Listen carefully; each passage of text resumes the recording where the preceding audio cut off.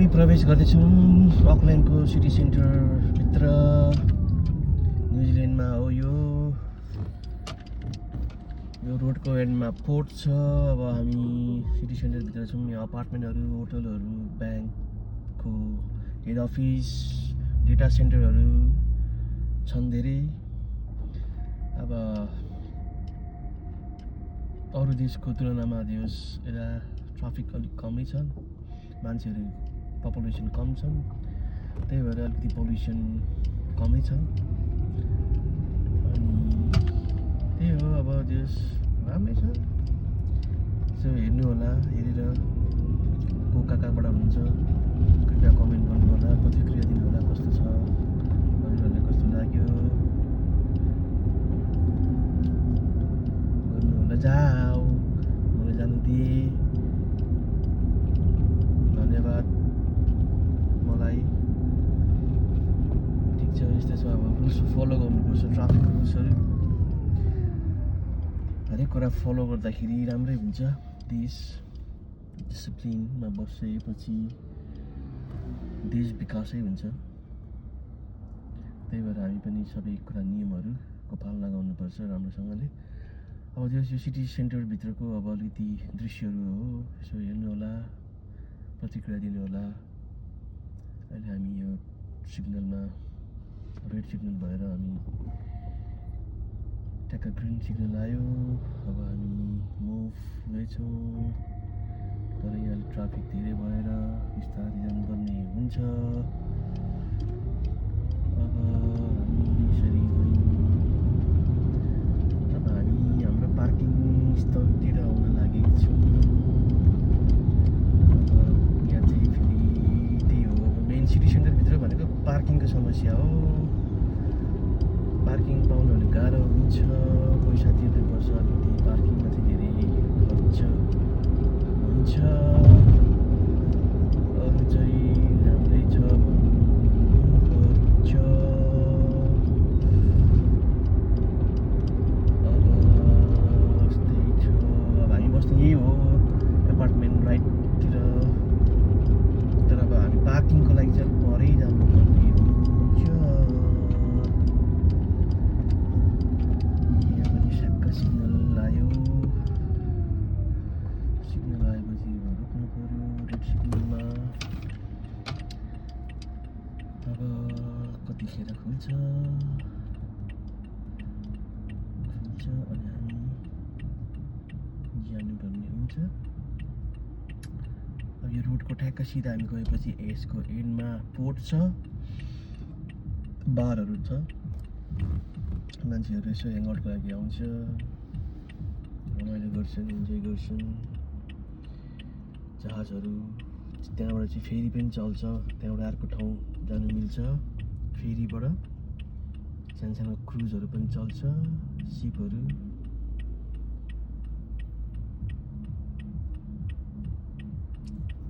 अब हामी एकछिन वेट गर्नुपर्ने हुन्छ सिग्नलमा। मलाई अब हामी पार्किङतिर जाँदैछौँ। पार्किङ एरियामा अब हामी गाडी त्यहाँ पार्क गर्नुपर्ने हुन्छ। पार्किङ गरिसकेपछि अनि हामी त्यहाँबाट हल्का 2-3 मिनट हिँडेर अनि हामी हाम्रो मेन गन्तव्यमा पुग्नेछौँ।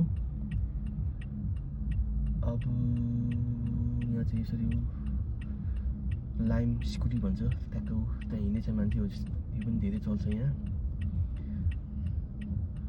अब ट्याक्क खुलेपछि अब जानुपर्ने हुन्छ होइन त, जानुपर्ने।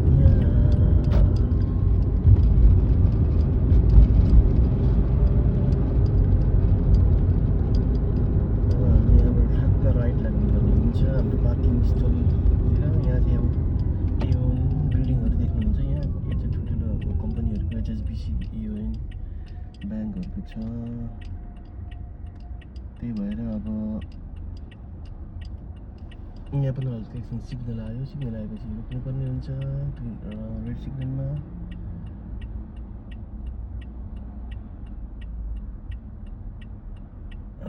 कतिखेर खुल्छ सायद अब 10 गन्दाखेरि खुल्नुपर्ने हो 10 9 8 7 6 5 4 3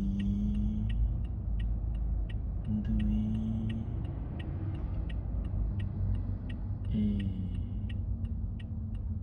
0 माइनस ठ्याक्क खुल्यो 0 मा अब यस्तै हुन्छ है यस्तै छ अब हामी पार्किङ एरियातिर जानुपर्ने हुन्छ अब हाम्रो पार्किङ भनेको यतातिर हो यो ठ्याक्क ठुलो बिल्डिङ ब्याङ्क हो यहाँको एएनजेड ब्याङ्क भन्ने हो अब हामीहरू पार्किङ ठाउँ पनि आयो अब हामीले यसो रिमोटबाट ठ्याक्क गेट खोल्नुपर्छ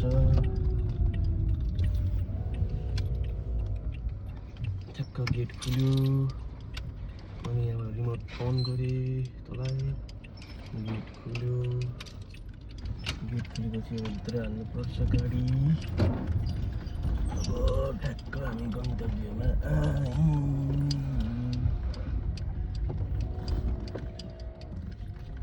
ठ्याक्क गन्तव्यमा आयौँ जुन चाहिँ गाडी पार्क गरिरहेछु अब हामीले ठ्याक्क पार्किङ गऱ्यौँ ल धन्यवाद धेरै धेरै तपाईँहरूले भिडियोहरू प्रतिक्रिया दिनुहोला कमेन्ट गरिदिनु होला जय नेपाल जय देश